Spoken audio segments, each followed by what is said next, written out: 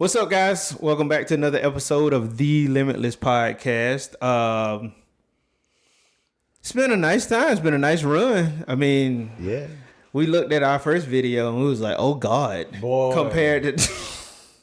Compared to now, I mean, we still got a lot that we're working on, but compared to now, it's like, okay, it was garbage. It was hot garbage. But as you see, like the slow progression of upgrading these few things.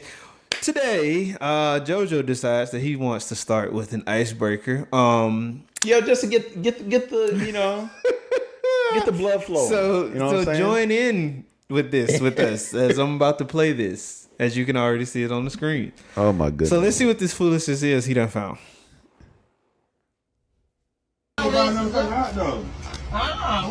money over here. We use what we got in the freezer. I still can't get past the fact that ain't nobody seen that messed up. Bruh. That shit was digging in the cold. Digging in the cold. Nobody paying no attention to the child digging in the cold. Like meaning, I ain't trying to feel you. I'm just celebrating because it's tacky. Bruh, them firecrackers is about to set off. I wouldn't be surprised, bruh, if those firecrackers didn't blow up that like they didn't like boom. Cause it looked like he put a lot of weight. I know, right?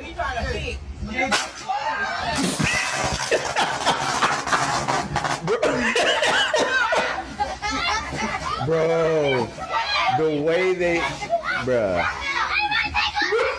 got the PTSD just like.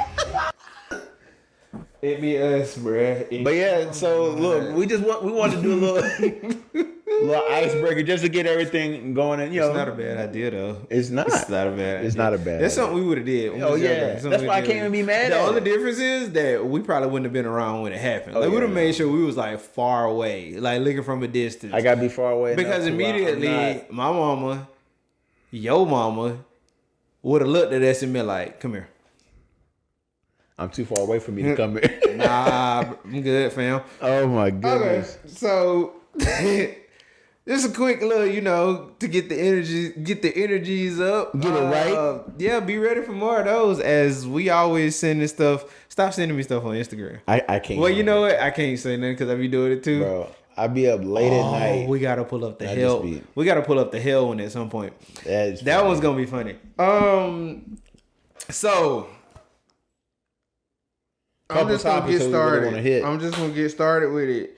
Demon Slayer has decided it's too much that has been going around for it not to be true. That they're going to adapt it into. They're going to adapt the Infinity Castle into a trilogy. Yep, a movie trilogy. Yeah, I don't like that. I don't. And the reason why, and I'm gonna let you have it in a minute. The reason why I say I don't like it is because you're not giving me and a bunch of other viewers, of course, time to dissect and to take in the episode itself. Okay. Because you're turning it into a movie. Okay. There's a lot that we are hoping, if you hadn't read the manga, there's a lot that people are hoping that is going to take place. And by making it into a movie, you kind of speed it all up and just like throw it at the viewer. That's my take on it. Okay. While I respect your take, you know what? Get out. Get out. I don't agree because it's one of those things that with Demon Slayer, right? Or with anime movies. Yes. I feel that they tend to do things with justice because they allow for that development to take place that you would catch in a series. But I also feel they allow it to go deeper even more so. In the movie? In the movie. Okay. But because you're not dealing with any filler. It's just true.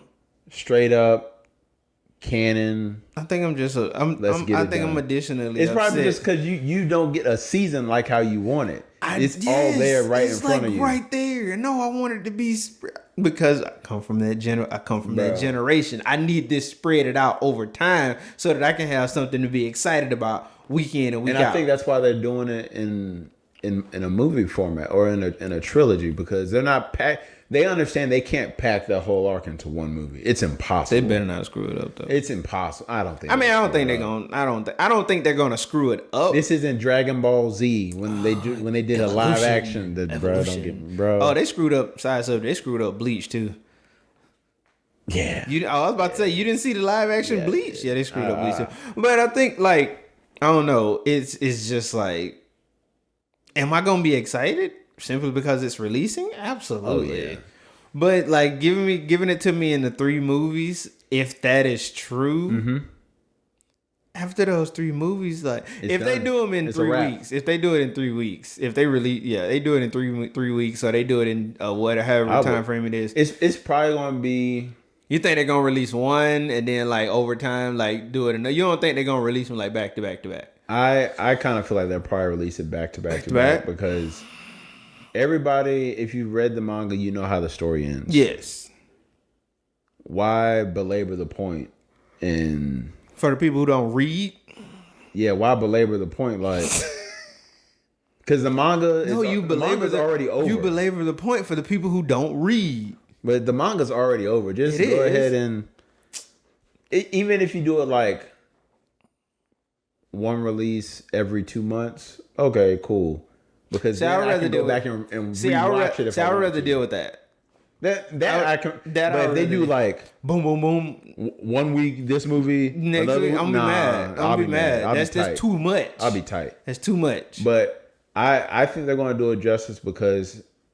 And y'all correct me if y'all have seen anything different. It's been a long time since I've seen an anime movie that was canon that wasn't done right. True. Or it's been a long time since I've seen an anime movie, whether it be My Hero Academia, Dragon Ball Super, the Bleach movies, One Piece movies that weren't good. True. Yeah. Because you still have that animation, you still have that true animation aspect. And in some instances, they it's better animation in the movies. Like the Dragon Ball Super, the Broly movie. Yeah, that was legit by far. That was legit. The best one. That one was legit. That was better than all of Dragon Ball. I love the animation in that. I love the effects of that one. And I think that's why I like One Piece so much, especially in the Wano arc, because the art that they had in Dragon Ball Super is the same as the art they currently have in the Wano arc. Yeah, it's is dope. It's awesome. Yes. Like when this most recent episode, I don't know if you've seen it, but when stop. Well, I'm sorry. It's not the most recent. Most recent episode. It was the episode before this last one where Luffy was fighting Kaido in Gear 5, and Luffy, he lost his energy, went back to regular form, but then was like, nah, I gotta go back. I gotta get back in my bag. And they just had that scene where it was like heart beat louder. Dum dum. Dum. It's legit. He did that clap. It's legit. And I don't think, because I've watched the YouTube videos of like different illustrators of anime and stuff like that, and I don't think people really realize how much truly goes into, because those are drawings. That's all it is. That are then translated over to the computer. That are then further edited on the computer before they are truly released. But those start out as hand drawings. Yes. Like, for the most part. Some people use a computer. Some of them use a computer up front, but a significant amount of them started as raw drawings. Yep. That is a lot. It is a lot to take into account. And it's talent. You have to appreciate it. You have to appreciate it. And so I say all that to say, I'm not mad that they're doing the trilogy with the trilogy of movies for Demon Slayer. I'm really looking forward to it. It's just, it sucks because it's coming to an end. Yep. And a great series is coming. I don't be wanting to let it go. I don't be wanting to let stuff go. But all good things must come to an end. I don't want to hear that. Look, anyway, man. So tell us what y'all think. If y'all are excited about it, how y'all feel about this 3-movie trilogy? Are y'all on? We might put up a poll. Are y'all on my side, or y'all on? My side. This person's side. Tell us what y'all think. Like, comment, subscribe. I think we should do a poll. I think that would be interesting if we could create a poll and put that up. Oh yeah, we could put that. That'd up be on very YouTube. nice. That's too easy. So we just had to give that little snippet to I just had to go on a little bit of a rant because I saw that and I was talking to my coworker about it. I'm still upset about it. But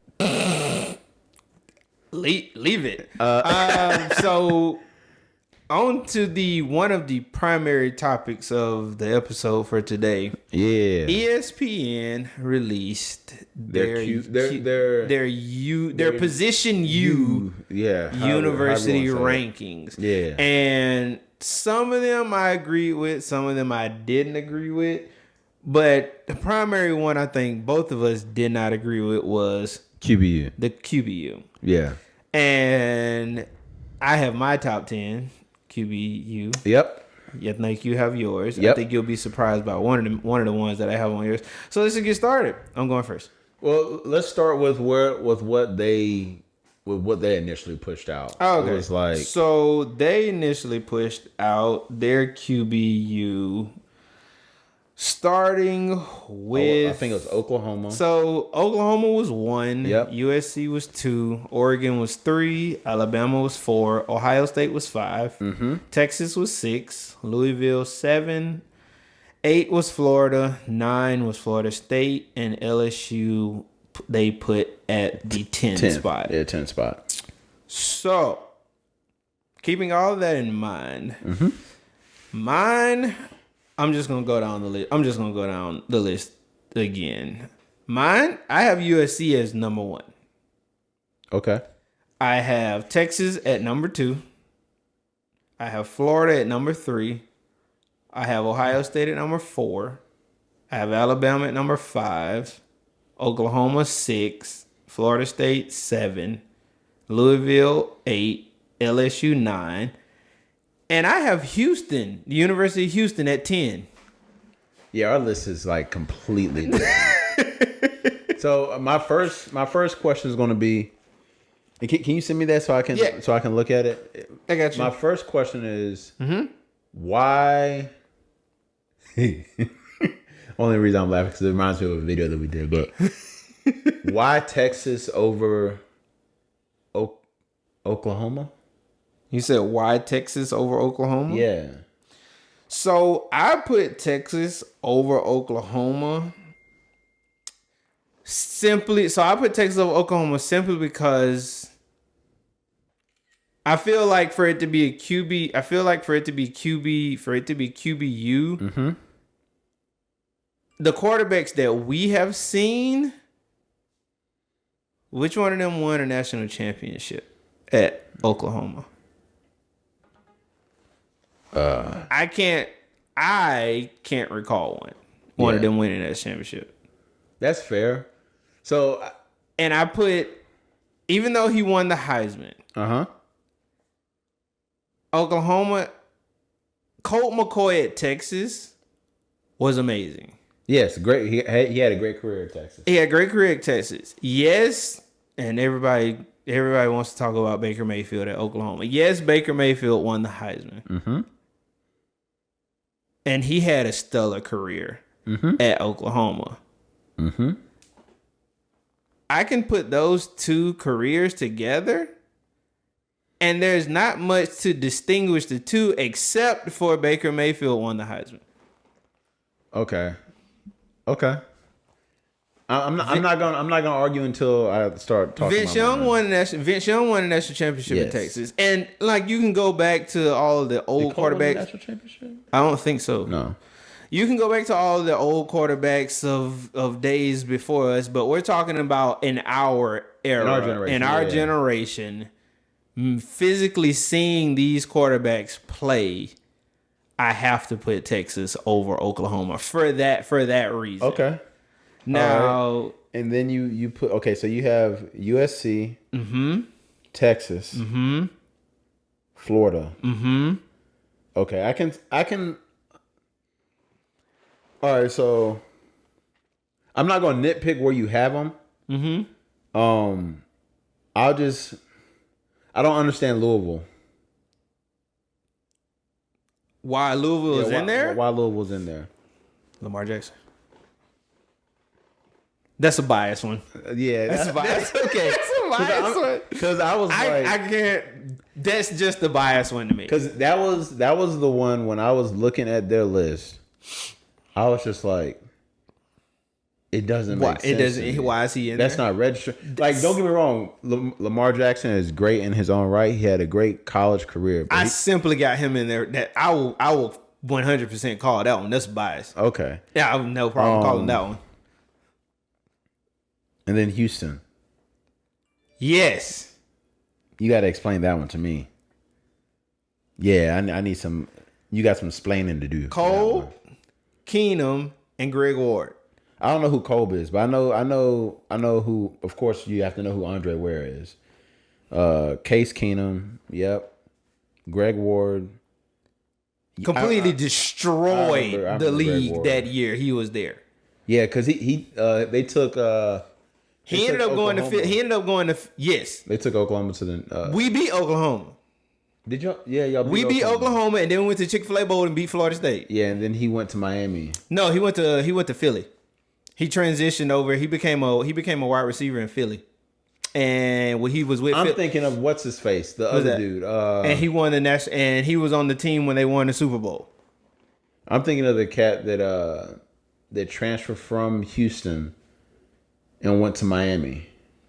Oh yeah, I can't remember his name, but yeah, I know who you're talking about. Yeah, Greg Ward's still in Philly, isn't he? Yeah, if I'm not mistaken, he's still in Philly.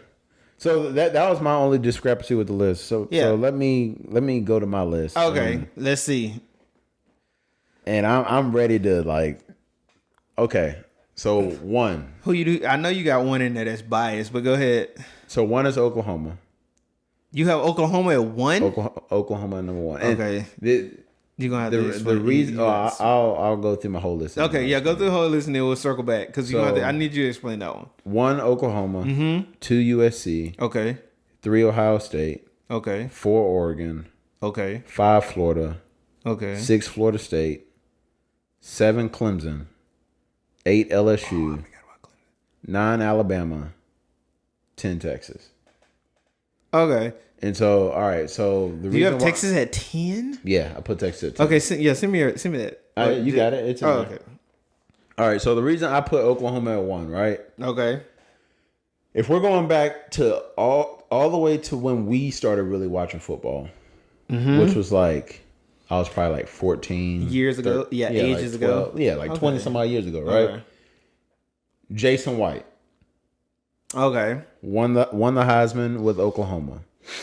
Then you got Jason White, you got Baker Mayfield, Kyler Murray, Jalen Hurts, and then if you want to, you can cut this player between two teams because he did play for them. Can't really was Caleb Williams. Can't really claim Jalen Hurts though. You can though. It's Alabama first.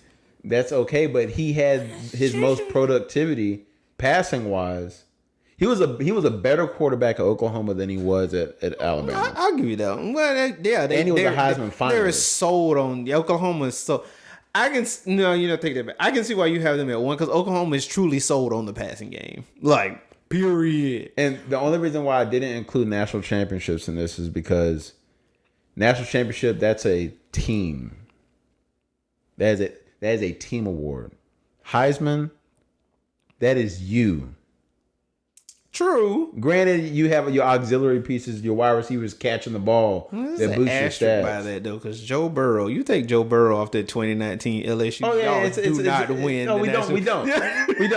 We don't. Right? Championship. All right, so that's why I have Oklahoma at 1. But why do you have Oklahoma over USC? That's what I want to know. Solely because of the amount of Heismans and Heisman finalists. Because you got Carson Palmer, Matt Leinart, Sam Darnold, Mark Sanchez.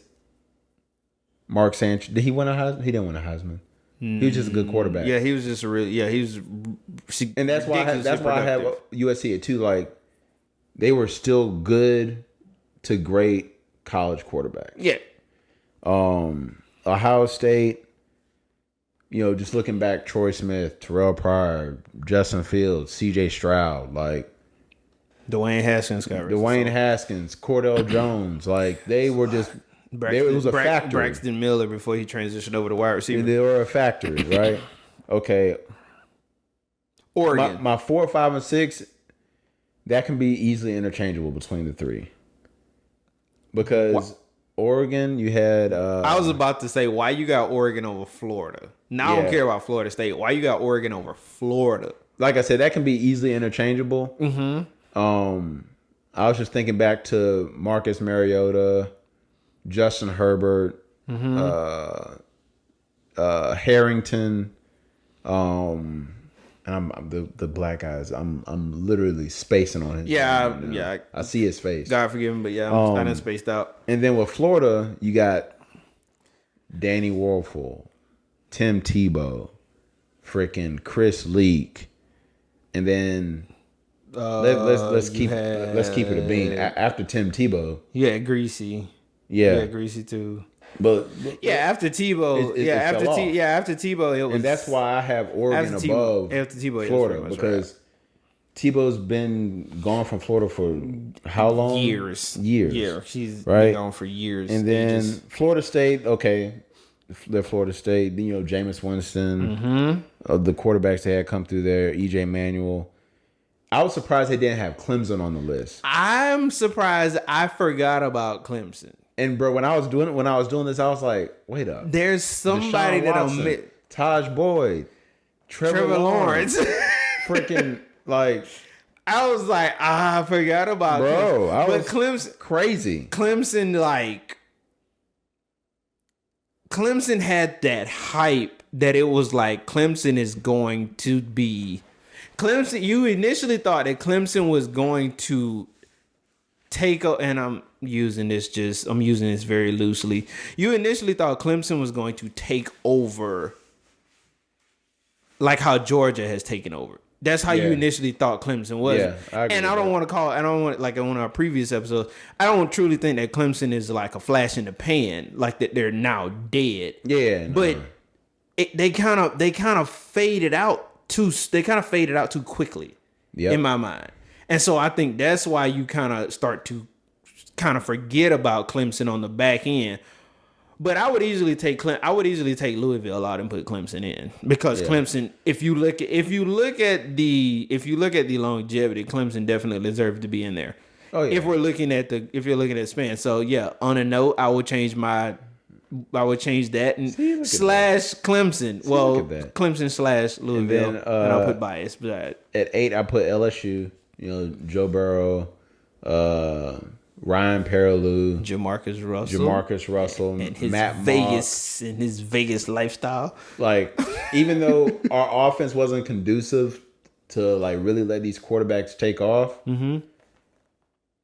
I could only imagine how they would be if we were in this spread concept that we are now. And I think that's what's changed the game a whole lot. That's what has changed the game, and you got to give credit to Mike Leach, God rest his soul. Yep. And you also, and I know that there's some others out there, but the two that immediately come to my mind, with the way that the game has changed, you immediately got to give credit to Mike Leach, and you immediately got to give credit to Chip Kelly when he was at Oregon. Oh yeah. And I say that because Mike Leach set this whole thing in motion. A lot of these coaches from these teams come off his tree. Come off his branch. They come from under his tree. Yeah, from under his branches. And then you look at Oregon and Chip Kelly and the ability to run a play in under 4 seconds at some point. Bro. A defensive coordinator don't have time to think. Yeah. And so that's where I feel like that's where it has changed, and that's where a lot of these schools have became the court, like the position the QBU, because everybody's in the spread. Yep. You can't run a spread without a quarterback. You can't run a true spread without a really, not just a decent game manager. You need a really good quarterback to run that spread. You really do, because they, different keys, different reads, like And who do you have? So who do you have at 8? Well, 8, 9, and 10. 8 is LSU. Okay. 9 Alabama. Mm-hmm. And 10 is Texas. So Alabama, I didn't have Alabama as high as everybody else does. I feel like you got a little something against Alabama. No, I really don't. Because I try to take the blinders off and look at this from an unbiased opinion. You guys. Let's be honest. Let's be honest real quick. Go ahead. All right, so Tua, great college quarterback. Okay. Bryce, great college quarterback. Jalen Hurts. If you want to include him, okay. He was good at Alabama. McElroy. He was okay. AJ McCarron. They were okay. If you have them over, no disrespect to LSU, but you have to put them over LSU. I don't, and you want to know why? What? How? Yes. Okay, why? I'll explain to you why. I want to know why. Because those teams were more predicated on what the defense can produce for them. Yes, because look at it. They average 30, 40 points a game. But how many points was that because the defense put them in a great position? And then look at the running backs that they had. No, you are not. Yes, I am. As much as I do not want to take up for them right now, I watched AJ McCarron. I'm not saying that he wasn't a good quarterback, but he was more of a QB. When did AJ McCarron really take over a game? When did he not? We'll start with AJ McCarron, and then we'll work our way up to Bryce. We'll work our way up to Bryce Young. AJ McCarron. Take AJ McCarron off the Tide. Do they win a national championship? Yes. No. Why would you ask me the question if you know what I'm gonna say? It was rhetorical. Yes, they still would, bro. No, bro. With that defense, with those the defense was amazing. With those running backs, the running backs was amazing. You don't need a great quarterback then. You just need a quarterback that can manage the game and not turn the ball over. That's it. Julio. Wide receiver? What? Oh my God. What are you doing? Okay. I can make the same, and I can't believe I'm about to say this, but just to play devil's advocate, I can make that same argument about LSU. No, you can't. About Joe Burrow. Yes, I can. No, you cannot. Amazing offense. Amazing receivers.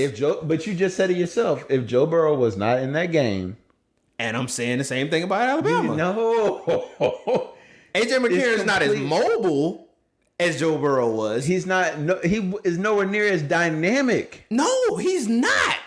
But if you take him off that team, different team. But that's the point I'm arguing, right? In Alabama's team offense, they were stacked everywhere. Okay. They did not need a quarterback that could take over a game to win. That national championship game, Joe Burrow pulled some stuff out his ass. Okay, but you look at and I'm an SEC fan. I'm truly not an Alabama fan, but I just want to make this point. Yeah. Look at the span of quarterbacks that have came through Alabama, and look at these games that they have handled. And you cannot tell me that if you take one of them and replace that quarterback, that Alabama still wins that national championship. They don't. I've watched them play. I'm telling you. They don't. That they do. Okay. Moving on from AJ McCarron. No. Wait up. Go ahead. So go ahead. You're telling me, right? Mm-hmm. That if let's take Bryce Young out the equation. Okay, because Bryce Young was Bryce Young's like a true anomaly. Like he was just precision. Well, him and Tua are pretty much the same thing in my mind. Accurate, can move in the pocket, smart. If we're talking about college, that's all we're talking about right now. If we're talking about college, I'll take Tua over Bryce. Okay, that's fair. But go ahead. Apples and oranges. All right, if you put AJ McCarron in that offense, because you got to keep in mind the offense that they were running. You're talking about taking Bryce Young out. Yeah, you're taking Bryce Young out. Okay. you got to keep in mind the offense that they've been running, let's say, when Jalen got there, is completely different than the offense that they were running with McCarron and McElroy. Yes, because the game was different. No, the game wasn't different. The game was different. It was not. The game for them was different. Yes. The game for Alabama was different. Yes. And Nick Saban was focused on this ground and pound. We're gonna beat the hell out you. Yes, absolutely. Our defense is good enough. Yes. If we put McCarron or McElroy into that offense, I don't think that they are going to be nowhere near as productive as what Tua and Bryce were because same receiving core. Yeah. I'm just replacing one player with another. Oh yeah, I do. I don't see it because those quarterbacks in my mind, they're great game managers in their own right, but they aren't dynamic enough for me. Their arm isn't. They're not enough. Joe Burrow dynamic, but they're dynamic enough to run the team down the field. Bro, they're game manager. Exactly. No, what I'm saying, what I mean by run the team down the field, they're good enough to take over the game and lead their team down the field. What I'm saying is, I find it hard to believe that they would have a moment where it's like, dang, because of him, the game is completely flipped on its head right now. I'm going to have to pull it up and show you. How long you been watching Alabama football? A very long time. Okay. I'm going to have to pull it up and show you. I watched Alabama when Alabama sucked. Yeah, it was trash for a while. Okay. Go ahead. Who was at 10? And then Texas at 10. Yeah, I don't really. Because let's be honest, all we really know about Texas is Vince Young and Colt McCoy. Yeah. After that, they've been garbage. Yeah. Remember, they back. So, let's keep it a stack here, people. We limitless. We keeping it real. Texas ain't back yet. And you know what? I'm gonna just say this because why you over there composing yourself? I know everybody's saying that Texas is supposed to win the Big 12 this year. Who's in the Big 12? Who's in the Big 12? Houston, BYU. Texas ain't winning the Big 12. Utah still in there? Oklahoma. No. Utah's gone. Texas ain't winning the Big 12. I don't see. If it's anything, oh God, oh Jesus. I do not see them answering the call. They're going to drop the ball at some point. If it's anything like, and no disrespect to the young Manning or Arch. Yeah, no disrespect to Arch. He still needs time to develop, obviously.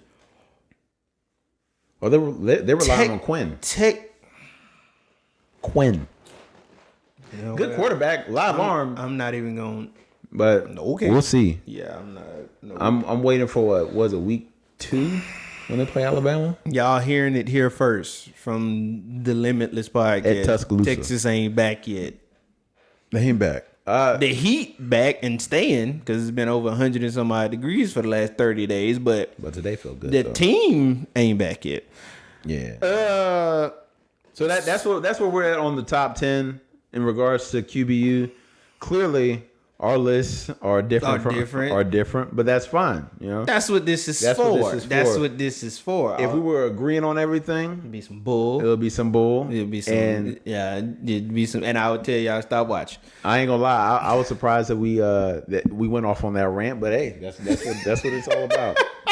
I forgot the camera was here because that's the thing. Because that is what this is for. That's our conversations. That's what this is for. All right. So, like I said, QBU. That's our list. Before we move on to the next topic, please, if you're liking what you see, like, comment, subscribe. We're trying to build our subscribers up. We are on the road to 100 subscribers. I can't believe you put. We are a third. A third of the way there. All right. Yeah, we're a third of the way. Third of the way. All right. Now, the awesomeness that's gonna make everybody happy this weekend. College football is back. It's week 0. Don't nobody care about it, but guess what? I care. I care because I've been waiting on it. I think we got some good. at least one good game going on. We got some good games. Well, so in the FBS level, we got South Carolina State. So FBS level, we got Navy. We got Notre Dame playing Navy. Yep, in Ireland. That's gonna be a great game. Yeah, and we got San Jose State playing USC. Okay, whatever. That's just us watching football. Yeah, it's just us watching. So those are the two. So those are the two that we got.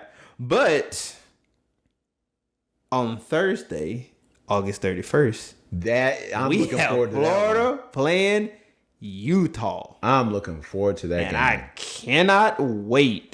They're playing in Utah. They're playing in Utah. So tell me, what do you think about the Notre Dame Navy game? We'll go and hit that game first. So Notre Dame Navy, in Ireland. That's Ireland. Man, that's so awesome. I think Notre Dame is gonna win. Mm-hmm. It would be awesome if they lost. It would be awesome if Navy pulled out a dub, but that is like. It's happened. But they played them tough. It's like not a snowball chance in hell. Maybe like a nice frozen ice pillar fleur in hell. And then I just don't see. I think that game, like, no disrespect, we all had them, especially like in high school when you had your homecoming game. You play like a little sucky team. Play a sucky team. I think that's kind of what this is to get Notre Dame's feet wet because the quarterback is gone. Mm-hmm. So I think that's what this game is going to be. It's like to get their feet wet, to see where they can be, to see what they can do, what they can't do, productivity, game managing. Coaches got to get in the rhythm of calling the plays and all that jazz. For Navy, I think it's a matter of. I truly think it's a matter of pride, because it's like. It's a rivalry game. They want it. It's a rivalry game, or they want us for their first game. And then they're just gonna come out and just smash us and get their feet wet. So I think Navy might come out with some fire under their belt, but is that gonna last all 4 quarters? Probably not. So as a graduate of the United States Military Academy, we know you won't. Go Army, beat Navy. Okay. Yes. I'm ready to see Notre Dame stomp a mud hole. That's so messed up. In Navy's ass. That's so messed up. It's not messed up. That's so messed up. Wait, did y'all beat them or did they beat y'all? That is a topic for another day, sir. Okay? That is a topic for a whole other day. I'm just trying to get to the root of the situation. Like, I understand this is a rivalry. You're asking questions that don't need answers right now. But now, I'm looking forward to just the college football atmosphere, man. Like, it's the college football atmosphere. And if you have never experienced the college football atmosphere, it is one of a kind. Bro. Across the board. It can be D1, D2. It doesn't matter. There's just a different atmosphere for college football than there is for anything. I'd say for pretty much any other sport. Bro, I remember I went to an Auburn game with one of my best friends, Mikey Houghton. We went to the LSU Auburn game in Auburn, bro. It's a different. It was live. It's different. I almost got in a fight. Yeah, I did too. I almost got in a fight at U of H. at U of H. Go Cougs. Louisville game when we beat Lamar. It was amazing. Bro, it's amazing, man. Bro, we rushed the field. I still got the videos. We rushed the field and everything, bro. Class canceled for the next day. It's like, this is awesome. And man, it's for me. It's just like it brought out a whole other side of me. It was just it's one of those experiences that I can't wait till Asher's old enough to know what it is. As a father, you're like, bro, I can't wait. I can't wait till I take my son to like. You don't even really. You're not really concerned about, like, if he play high school ball, great and all that. If he like take him to an NFL game, it's like, okay, that's sweet. But it's something about that college atmosphere that it kind of brings. It essentially brings not everybody went to college, but for a lot of people that went to college, it essentially brings back that feeling of when you were on campus, going to the game, and everybody can relate. Just about everybody can relate to that. Whether you went to college or you had friends that go to college and you went to the games with them. And I don't know what it is, but during football season, when football season kicks off, right? Saturdays during the summer feel a certain type of way, but those Saturdays during the football season, it is just on a whole other level, bro. We be out sometimes on Saturday, and I'm literally watching the games on my phone, bro. Like I have to keep up with what's going on, bro. My wife already gave me a disclaimer. She said, "Law, you aren't standing in front of the television when LSU play the game, because usually that's what that I got I mobile understand because my anxiety is all the way through the roof. I got mobile when Georgia won the first championship. I ran in the backyard and yelled it out. Oh, bro! When they won the second one, I was out in the front yard, yelling, bro, like going off, bro. It's an indescribable feeling. Indescribable, man. And then moving on to our second game. So the second game is USC and San Jose State. I think that's what it said. USC San Jose. Yeah, USC and San Jose. And like another that, one. I know another game. Yeah, my buddy Mikey's probably gonna watch that game because he loves USC. I hate USC. I don't hate USC. I dislike USC. Yeah, I have a I hate Notre Dame. I don't like Notre Dame. I don't. And going off on my rant, the primary reason why I don't like Notre Dame, I love the academic. I love the history of the school. The primary sole reason why I do not like situation. No, not even that. They try and give Notre Dame the national championship every bleeping year. Oh, get them in the playoffs. Oh my God. They will look like hot garbage. Notre Dame's going to turn around. Notre Dame's going to, they suck.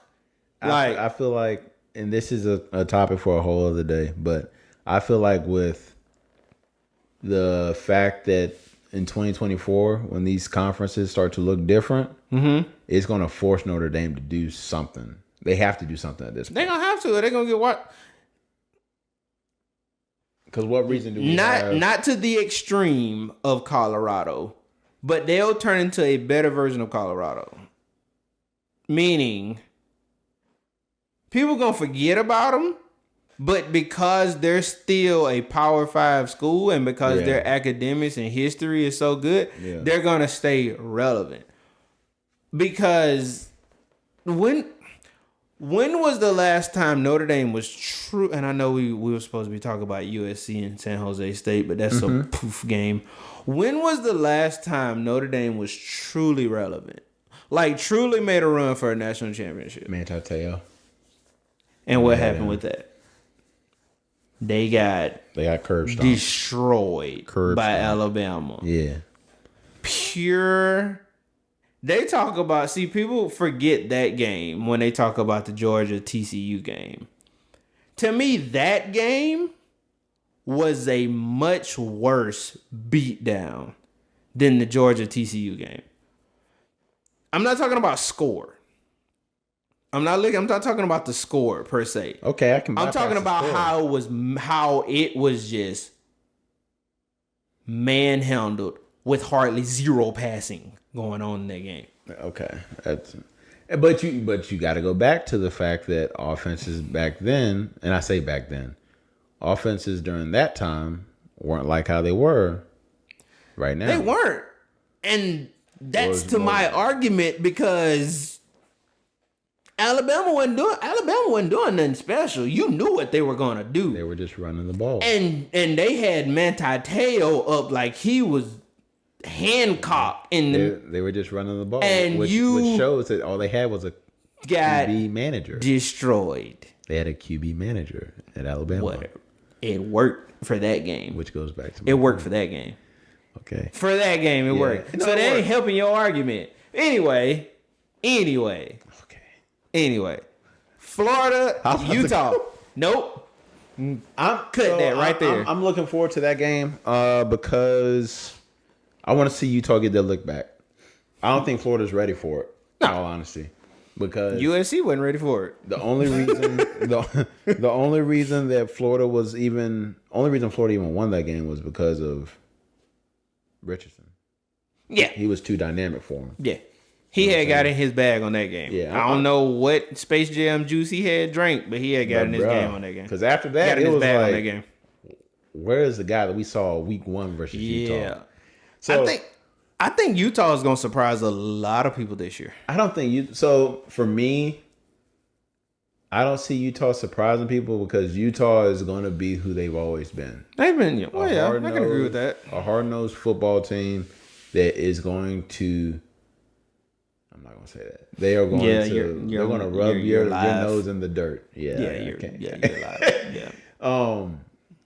But I'm excited for that game. And then one last game that is kicking off this weekend is in the HBCU land is South Carolina State versus Jackson State, which I'm gonna watch that. I'm definitely gonna watch. I'm gonna watch that. So. You know what I want to see from that game, aside from the game for obvious reasons. I want to see how they do after Coach Prime left. Yes. Yeah. Because what I will say. Since you brought up the HBCU, brought up the HBCU game, what I will say is this: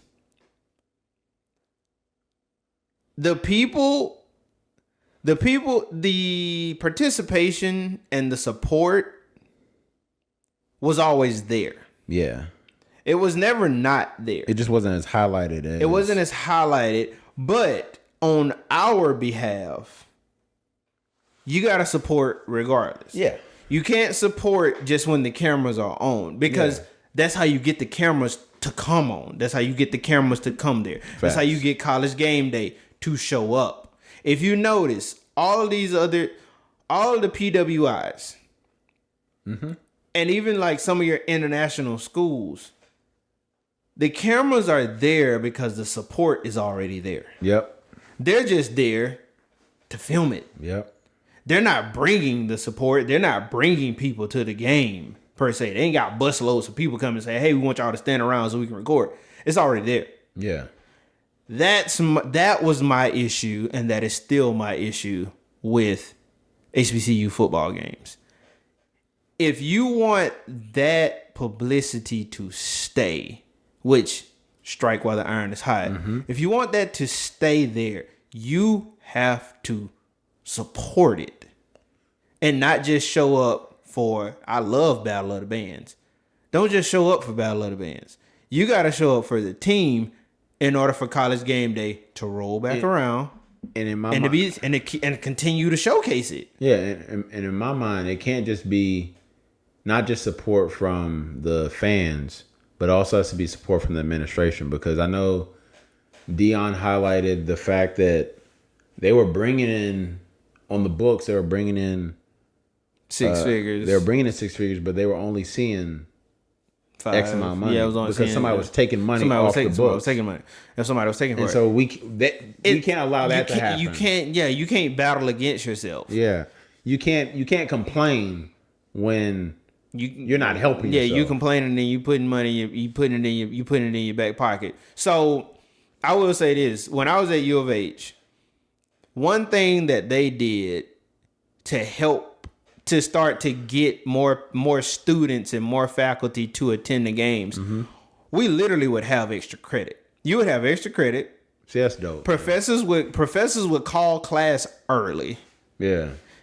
You had to wear some type of U of H shirt, some type of support, spirit flag, something. They would host the tailgates, which eventually it led to, the fraternities and the sororities and other groups, picking it up and hosting it. But that's how they got us to become more involved in the sports. Because initially U of H was nothing. People thought of U of H nothing more than your local college, like your commuter college. Yeah. So in order to get people to be more engaged in the games, that's what administration did. And now you look at it. U of H is moving to a new conference. It's building up the school. Games are being televised. That's what you have to have in order to get the publicity that you want. So HBCUs, do something of that nature. Give your kids extra credit. Like, hey, tell y'all what. Y'all want extra credit? Anybody want, extra 5 points, 10 points, whatever the case may be? Because in college, we know those points matter. Go to the game. Tell me who scored the first touchdown. Tell me where you were sitting at. Show me your ticket stub. Something. Like, give me something. So I think didn't know y'all was doing that. That's dope. I think that's a good thing because I'm definitely going to be watching that game. I hope y'all watch that game to see if the support is still going to stay there or if it's going to fade away. And if it fades away, then we know the reason behind it. People were only there while the iron was hot. People were only there because Prime was there. Now Prime is in Colorado. Pray to God that he does well, but I want to see what we support, who we support. I plan on going to a couple more HBCU games out here in Texas. And we live right up the road from Prairie View. Yeah, we live right up the road from Prairie View. We got TSU right down the street, literally by U of H. They was always on our campus. Bro, you know who and this is off subject, but you know who I'm really looking forward to watching play? Who's that? Hal Presley. He's starting at Baylor. And he's at Baylor? Mm-hmm. He showed out last year. Might need to go down there. And I'm looking forward to watching down there, over there, I guess. Yeah. Might need to go over. I'm looking forward to watching my cousin play too, Solomon. At Tech. At Louisiana Tech. Yeah, so receiver, right? Yeah, wide receiver. Athlete, basically. Yeah, fast. Just athlete by his name. And man, I'm excited. It's times like this where I just get excited, I'm fidgety right now. I'm legitimately fidgety right now. So tell us what y'all think. Are y'all excited about college football coming back? Yeah, man. Who's your favorite team? What do you think your team record is going to be? Be looking out for a couple more polls that we will be putting up as we've kind of got into that realm, which I think is kind of interesting. Be looking out for, like I said, we've started to get some things working in the background, some things for y'all, some things for us, support and all this other stuff. And I think with that, man, we wrap it up. Yeah, we up. I think with that, we are wrapping it up for this episode. So we love you guys. Thank you guys for listening. Thank you guys for watching. Thank you guys for subscribing, liking, Road to 100, sharing. baby. Road to 100. You will see that hashtag on there. Our 100th subscriber. We may have something special for you. Who knows? Maybe. Probably gonna come out of his pocket, not mine. See that disrespect. I called it. It's fine. So love you guys. Deuces, we out. Y'all.